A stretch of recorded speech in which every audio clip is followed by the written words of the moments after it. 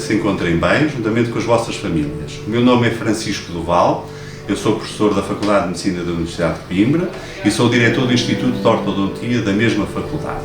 E é precisamente isso que hoje vos venho falar, sobre a especialidade de ortodontia, que é uma especialidade médico-dentária.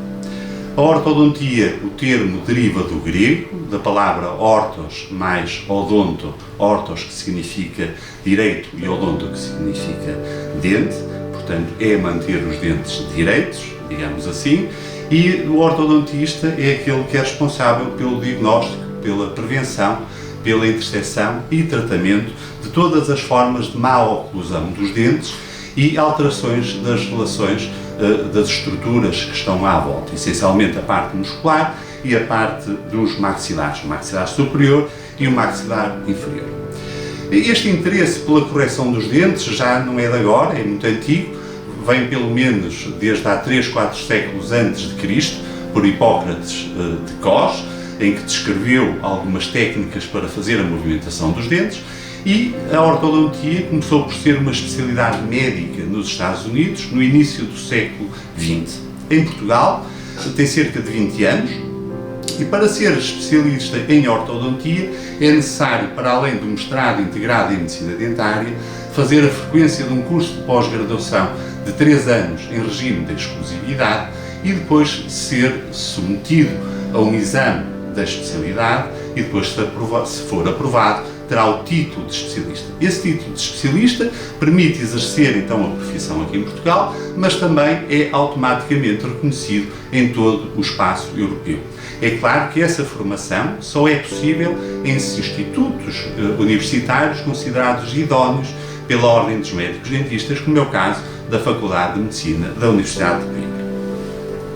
Aqui podem ver nestas imagens o ambiente dos nossos alunos, portanto, onde eles têm as aulas teóricas, onde têm seminários, onde fazem a prática clínica com uma grande intensidade clínica dirigida aos pacientes do Serviço Nacional de Saúde e, para além disso, também estão envolvidos em projetos de investigação científica. Assim, aquilo que nós tratamos, digamos, que são as deformidades, portanto, dos dentes e dos maxilares. E essas deformidades podem surgir de variedíssimas formas. Ou porque temos os maxilares com alterações no crescimento, ou porque temos determinado tipo de problemas congénitos, genéticos ou não, que fizeram com que houvesse uma alteração dos dentes e dos maxilares, em que estão mal relacionados e completamente desajustados, para permitir uma boa mastigação, ou uma boa fala, ou até uma boa respiração, ou então, por exemplo, por situações de quedas que originaram traumatismos, em que fizeram com que houvesse perda de dentes, etc. Ou até processos tumorais, que também muitas vezes estão na origem deste tipo de problemas. Assim, a necessidade de tratamento, quando alguém, um adulto ou uma criança, vem à nossa consulta para efetuar esse tratamento, deve-se essencialmente ou por problemas exclusivamente dentários, isto é, muitos de vós certamente já utilizaram ou estão a utilizar aparelhos, é quando temos uma abertura entre os dentes, quando temos os dentes muito apinhados, quando temos falta de dentes ou quando temos até, em muitas situações, dentes a mais. Também pode ser por problemas esqueléticos. Quando nós falamos em problemas esqueléticos, falamos essencialmente nos problemas relacionados com o maxilar superior e com o maxilar inferior. Podemos ter situações em que temos o maxilar inferior muito avançado ou muito recuado, o superior é a mesma coisa, desviado para o lado esquerdo, desviado para o lado direito, enfim, há uma série de patologias que podem surgir originadas essencialmente nessa má posição ou mau crescimento do maxilar superior e inferior. E também podem ser problemas funcionais, isto é, crianças, essencialmente crianças e até mesmo adultos que têm problemas na fala, que têm problemas na mastigação e, em muitos casos, até mesmo problemas da respiração. Isto é, porque determinado tipo de situações onde temos alterações dos maxilares, essencialmente alterações dimensionais, pode condicionar uma correta mastigação, pode condicionar uma correta fala e pode condicionar também uma correta respiração, em casos, muitas vezes, considerados graves. Assim, dependendo da idade do doente, portanto, se é uma criança, se é um adulto, se é um idoso até, do tipo de má oclusão e da gravidade dessa má oclusão ou dessa malformação dos maxilares, nós podemos dizer que podemos fazer um tratamento ortopédico, isto é, no fundo, consiste em dirigir o crescimento dos maxilares. Claro, aí só poderemos fazer desde a criança ao adolescente, no adulto não, supostamente já por onde crescer. Podemos ter tratamentos ortodônticos. Quando falamos de tratamento ortodôntico puro, isso quer dizer que é só a movimentação dos dentes. No fundo, o que nós fazemos é exercemos uma pressão, depois há uma série de células que se diferenciam à frente do local onde nós queremos que o dente se movimente, que são chamados osteoclastos, que removem o osso, e depois há outro conjunto de células que se diferenciam em osteoblastos, que vão depositar o osso atrás, na posição onde o dente deixou de estar naquele momento. Portanto, são forças que são exercidas apenas para fazer a movimentação dos dentes. E depois também podemos ter tratamentos ortodônticos ou cirúrgicos, isto é, quando a gravidade do problema é de tal forma difícil de tratar e condiciona também o posicionamento dos maxilares, que iniciamos o tratamento com movimentação dos dentes e depois o paciente é submetido a uma cirurgia chamada cirurgia ortognática, que vai, no fundo, reposicionar corretamente aqueles maxilares. E depois temos outra modalidade que nós fazemos aqui muito em Coimbra, em associação com a cirurgia maxilofacial, que é a distração osteogénica, que é ali uma mistura entre um tratamento ortopédico e um tratamento cirúrgico. Eu tenho aqui um caso que vos vou mostrar precisamente para exemplificar esse tipo de tratamento. Mas se nós quisermos fazer um tratamento, o mais importante em ortodontia é fazer um bom diagnóstico. Isto é, sabermos exatamente qual é o problema do paciente. E o diagnóstico é sempre uma técnica essencialmente científica, enquanto que, por exemplo, aquilo que vamos fazer, o tipo de aparelho que vamos utilizar, já tem algum caráter de subjetividade, porque tem a ver com a familiaridade que o clínico tem com aquele aparelho, tem a ver com a cooperação do doente, etc. Mas o diagnóstico, não. No diagnóstico é importante que eu, quando tenho um paciente na minha consulta, que identifique aquele problema e que aqueles problemas que eu identifiquei sejam exatamente os mesmos que identificaram todos os clínicos que o possam ver. Portanto, e para fazer esse diagnóstico, para ser correto, nós fazemos uma série de procedimentos. Um deles, que é o fundamental, que é chamada história clínica médica, que consiste basicamente numa entrevista, que nós chamamos de anamnese, consiste em saber a história daquele paciente, aquilo que poderá ter originado aquele problema, e até a história familiar também, porque há determinado tipo de problemas que são hereditários, isto é, que vão passando de geração em geração, e depois temos os exames complementares do diagnóstico, e aí nós fazemos muitos, sempre, independentemente se estamos perante um problema de grau leve, um problema de grau moderado ou grave. E que consiste essencialmente nos modelos em gesso dos dentes do paciente. Hoje em dia já fazemos isso de uma forma digital, através de uma impressão digital, de um scanning, é assim que nós designamos. Depois fazemos exames fotográficos, onde vamos verificar a simetria dos terços verticais da face, vamos verificar se os dentes estão desviados para o lado esquerdo ou para o lado direito, se os maxilares estão muito desproporcionados, etc. E depois exames radiográficos, e nos exames radiográficos temos um que é verdadeiramente importante realizá-lo. E esse é o traçado cefalométrico, análise cefalométrica. Como vocês podem ver neste pequeno vídeo, que este traçado cefalométrico que nós fazemos do ponto de vista digital, no fundo consiste em identificar uma série de pontos anatómicos nos maxilares, na cabeça, nos dentes e nos tecidos moldes, essencialmente no nariz, nos lábios e no mento, no queixo, e através desses pontos anatómicos nós conseguimos definir uma série de traçados, de planos e de ângulos que nos vão dizer exatamente como é que estão aquelas estruturas. Isto é, se o dente está muito para a frente, se está muito para cima, se está muito para trás, e depois temos uma série de desvios padrão. E aí nós conseguimos identificar o problema e conseguimos, no fundo, delinear um plano de tratamento e determinar também um objetivo de tratamento. Claro que eu não poderei falar em tudo, mas há determinado tipo de questões que certamente vocês também as poderiam colocar, porque são aquelas que me colocam mais frequentemente. Isto é, quando é que nós devemos iniciar um tratamento ortodôntico? Bem, em boa verdade, o ortodontista está implicado no tratamento desde o recém-nascido, como vocês vão ver depois num caso que eu vos vou mostrar, até ao idoso, desde que tenha dentes e que tenha osso. Eu costumo dizer que eu consigo movimentar, ou conseguiria movimentar um dente desde o maxilar até ao dedo grande do pé, se existisse uma continuidade, ou se isso de facto é possível. Pronto, mas a maior parte dos casos não é assim, felizmente, a maior parte dos casos, aquilo que é recomendado é que a criança, entre os 4 e os 6 anos de idade, visite pela primeira vez o ortodontista. Isto porquê? Para verificar não tanto a posição dos dentes, mas a posição dos maxilares. Porque há determinado tipo de problemas dos maxilares que podem ser tratados, podem e devem ser tratados nessa altura, caso contrário eles não autocorrigem, vão agravar, vão acompanhar a criança na adolescência até a idade adulta e depois só é possível fazer esses tratamentos com técnicas mais agressivas, que é o tal tratamento ortodôntico ou cirúrgico que vos falei atrás. Para vos exemplificar aquilo que eu gostava a dizer sobre o recém-nascido, em Coimbra é o único sítio, o único centro do país em que efetivamente fazemos uma intervenção no recém-nascido e numa condição muito particular, que são as fendas labiopalatinas, que são malformações congénitas da região da face e que são aquelas efetivamente mais prevalentes. E, no fundo, são crianças que nascem com uma abertura do lábio e nascem com uma abertura do maxilar também.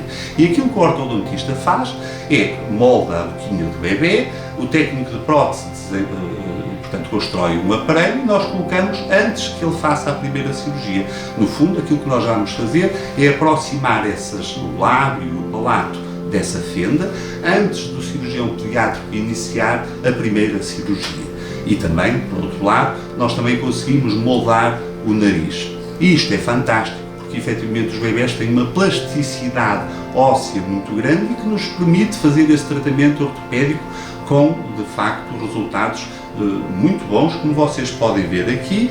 Trouxe-vos aqui um bebê, onde vocês podem verificar o aparelho que nós utilizamos, depois a condição dele, antes da utilização do aparelho, depois com o aparelho colocado na boca e depois após a cirurgia.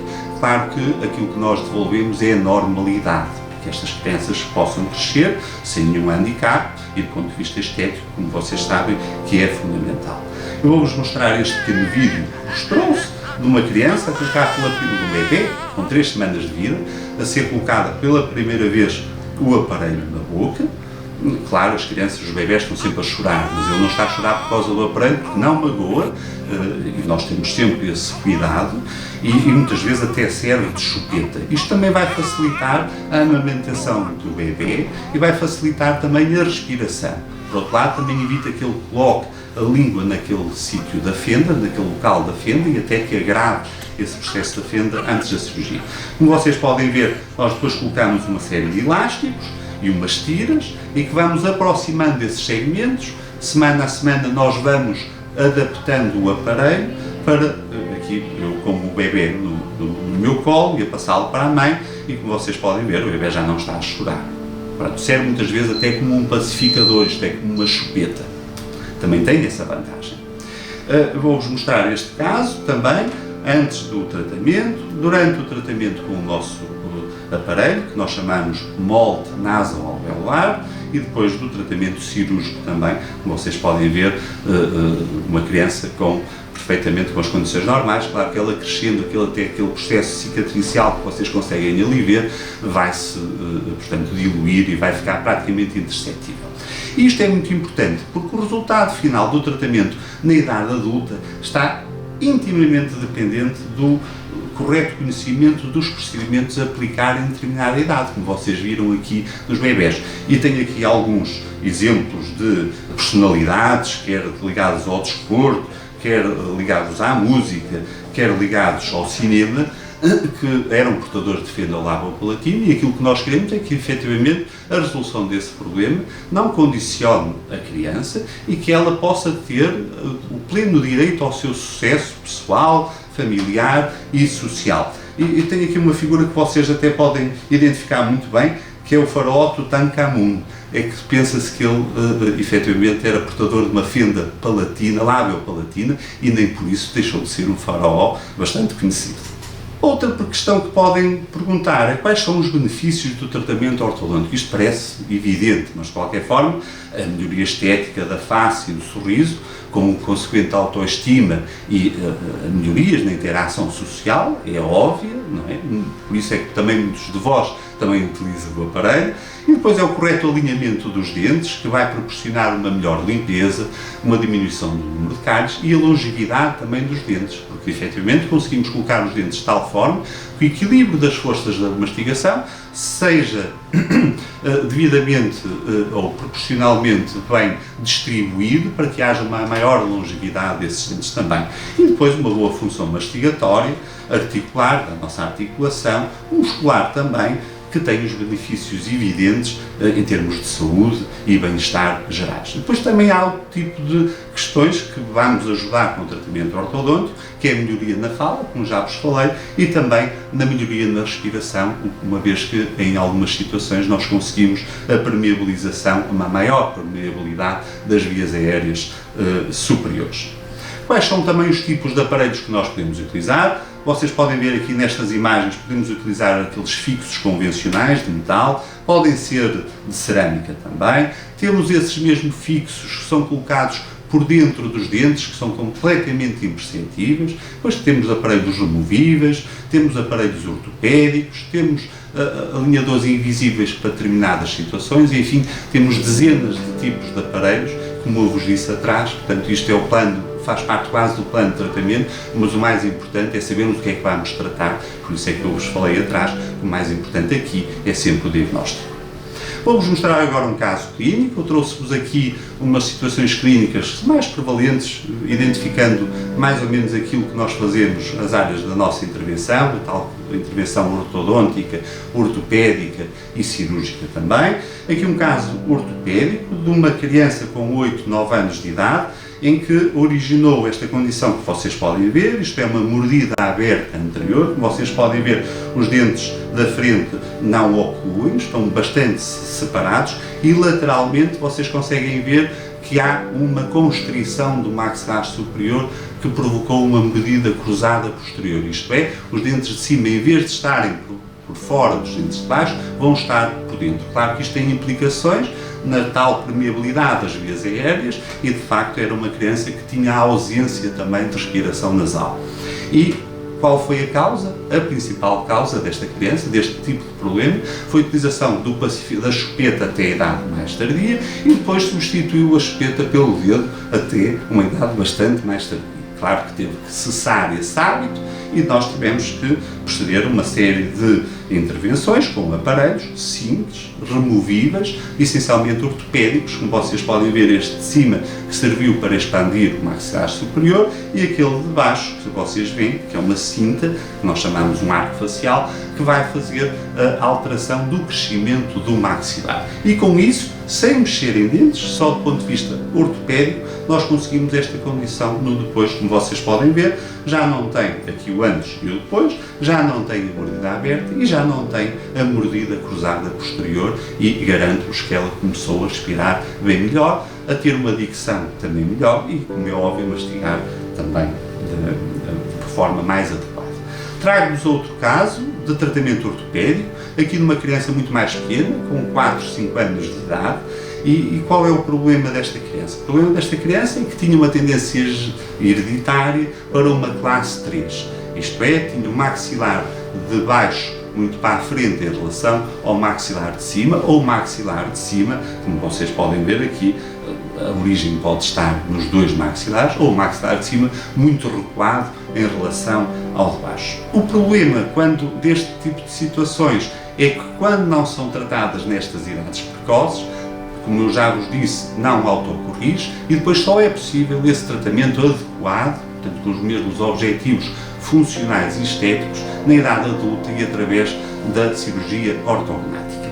E porquê é que nós conseguimos fazer nestas idades este tipo de tratamento? Porque de facto há ali uma plasticidade muito grande entre os ossos, porque tem uma série de suturas que são zonas de união entre os ossos, que estão plásticas, e permite que nós possamos exercer uma força e corrigir esse problema, como vocês podem ver aqui. Este é o aparelho que nós utilizamos, que é uma máscara facial ortopédica e depois utilizamos um aparelho fixo por dentro para fazer a expansão desse maxilar, portanto aumentar a dimensão transversal desse maxilar, e aquilo que vocês veem nestas imagens abaixo, já depois de tratado, onde os dentes também já erupcionaram devidamente na posição correta que deveriam erupcionar. Trago-vos agora aqui outro caso, que este é mais frequente, de certeza que muitos de vós poderão identificar este tipo de situações, em que é uma criança, um adolescente, que tem os maxilares perfeitamente normais e o único problema que tem é de apinhamento dentário, isto é, a massa de dentes é superior ao perímetro dos maxilares para acomodar esses dentes todos. E muitas das vezes temos que recorrer a extrações dentárias, como é este caso que eu vos vou aqui mostrar. Como vocês veem, o aspecto estético é de facto impressionante e também, como é óbvio, alterou a posição da fala e, como é óbvio, da mastigação também. E vem aqui, depois do tratamento fixo, com os aparelhos fixos, só movimentando os dentes, o resultado final com uma estética agradável e com uma boa função, uma boa mastigação também. Vocês aqui podem ver o antes e o depois, para verem aquilo que nós conseguimos fazer apenas com a movimentação dos dentes dentro da parte óssea. Também vos quero dizer, disse-vos atrás e queria-vos mostrar que há determinado tipo de alterações funcionais que estão relacionadas também com os problemas ortodônticos ou dos maxilares. E um deles, que também é relativamente prevalente, é a apneia ou síndrome da apneia obstrutiva do sono, e que é uma perturbação respiratória caracterizada pela existência de uma alteração do padrão normal do sono, que é causada por uma obstrução repetida, que pode ser parcial ou total, das vias aéreas superiores. No fundo, isto vai causar uma ausência de oxigenação durante o sono, com implicações na saúde geral muito graves em algumas situações, como a falta de atenção, como a diabetes, como problemas cardiorrespiratórios, etc. E muitas das vezes, em muitas destas situações, este síndrome da apneia obstrutiva do sono está relacionada com a parte anatómica dos maxilares. Normalmente está associada a um maxilar superior muito pequeno, ou muito recuado, ou um maxilar inferior muito recuado. E aqui, por isso é que nós podemos intervir. Uma das situações que isso ocorre é, por exemplo, a condroplasia, quando a condroplasia é caracterizada por vários sinais e sintomas, por várias alterações anatómicas, mas uma delas, e que condiciona este problema, o que leva a este problema, é o excessivo recuo do maxilar superior, e nestas situações nós, juntamente com a cirurgia ortognática, conseguimos resolver a maioria deste tipo de problemas. Vocês veem aqui uma criança, uma jovem, em que se verifica, conseguem ver nesta imagem radiográfica, aqui que tem aqui uma paragem, uma obstrução completa desta via aérea superior. E o procedimento que nós fizemos, colocamos um aparelho fixo, depois é feita uma pequena cirurgia onde é colocado um aparelho chamado distrator. Distrator, no fundo, é que vai fazer o alongamento dos segmentos do osso, então vai fazer com que o osso, no final, fique maior, digamos assim. E vocês podem ver aqui o antes e o depois, de facto, esta libertação das vias aéreas. Esta jovem utilizava até um aparelho para dormir, precisamente por causa da apneia obstrutiva do sono, e deixou de o fazer quando nós procedemos a este tratamento.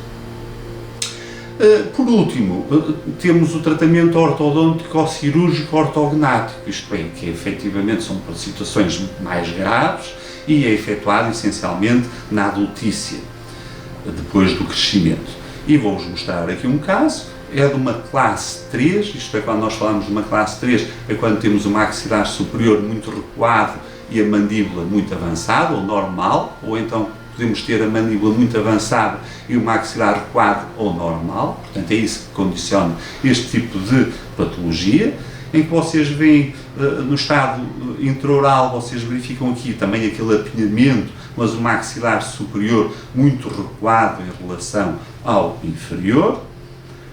O que nós fazemos é a colocação de um aparelho, vamos movimentar os dentes de acordo, pô-los na posição correta individualmente por maxilar, para que depois o cirurgião maxilofacial possa reposicionar aqueles maxilares e depois temos o caso tratado. Claro que hoje em dia já fazemos previsões das melhorias antecipadas desse tipo de tratamento, com recurso a técnicas tridimensionais, fantásticas, e aqui podem ver o resultado do tratamento, do ponto de vista oclusal. Vocês veem aqui o perfeito alinhamento dos dentes, como todos nós deveríamos ter, e, como é óbvio, a parte estética também, de facto, é bastante melhorada.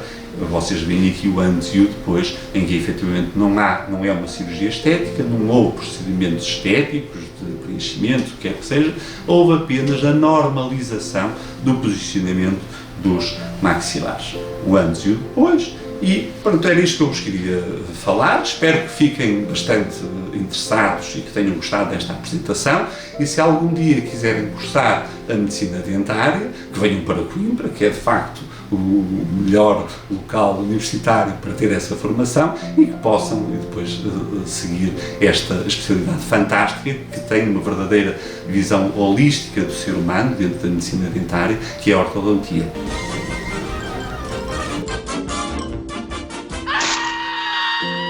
And that's all, folks.